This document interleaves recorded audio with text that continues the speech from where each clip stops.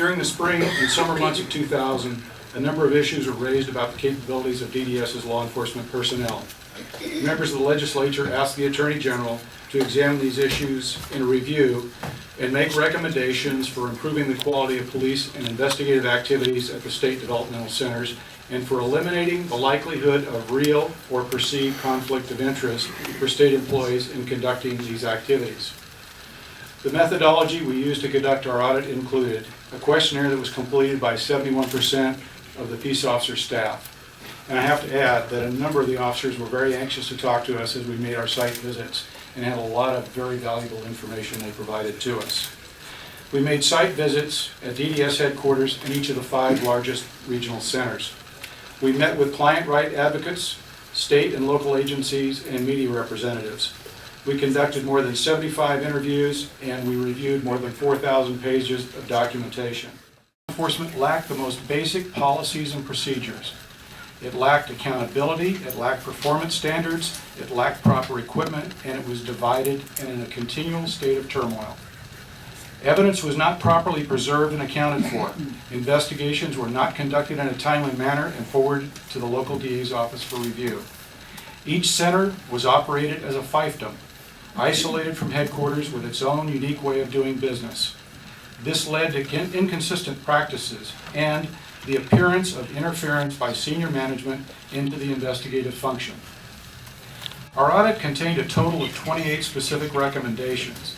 Some of the more important were: there was no viable substitute for the law enforcement division and that this responsibility should be retained. That DDS needed to create an executive management position, police chief, vested with the responsibility and authority to manage the law enforcement division.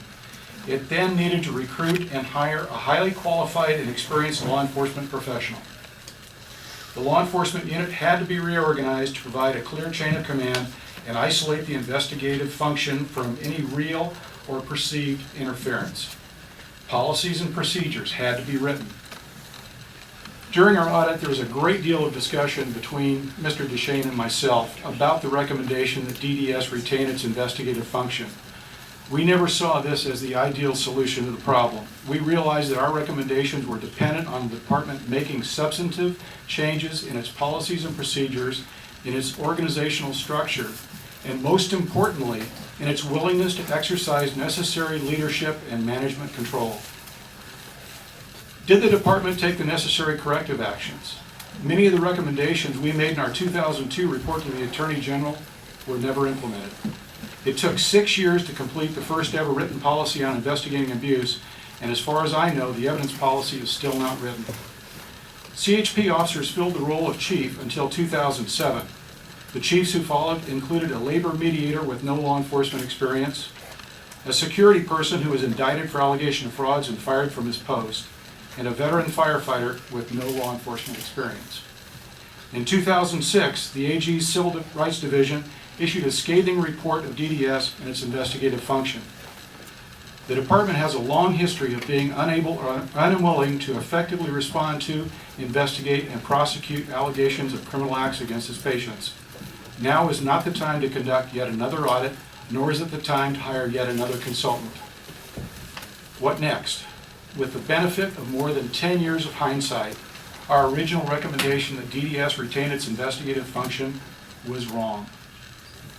If we had it to do over again, our recommendation, based on what we now know, would be the investigations function of the Department of Developmental Services should be taken away.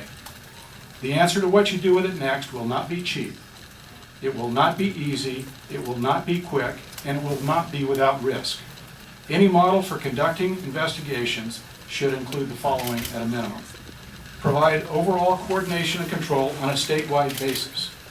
This could be accomplished by an independent agency such as the Attorney General or the Office of Inspector General. I've heard some comments earlier about possible models. I haven't had an opportunity to look at that. I understand it's a fairly new thing that's just come to your attention, and I really can't comment on that. You have to use experienced, highly skilled investigators, either employed by local law enforcement agencies, those retired from law enforcement, or perhaps some of the people who exist within the department now. You have to train investigators to deal with emotionally vulnerable and intellectually limited patients. You have to write procedures that require developmental center staff to immediately notify investigators of suspected abuse and all death cases. Train developmental center personnel in these procedures and strictly enforce them through disciplinary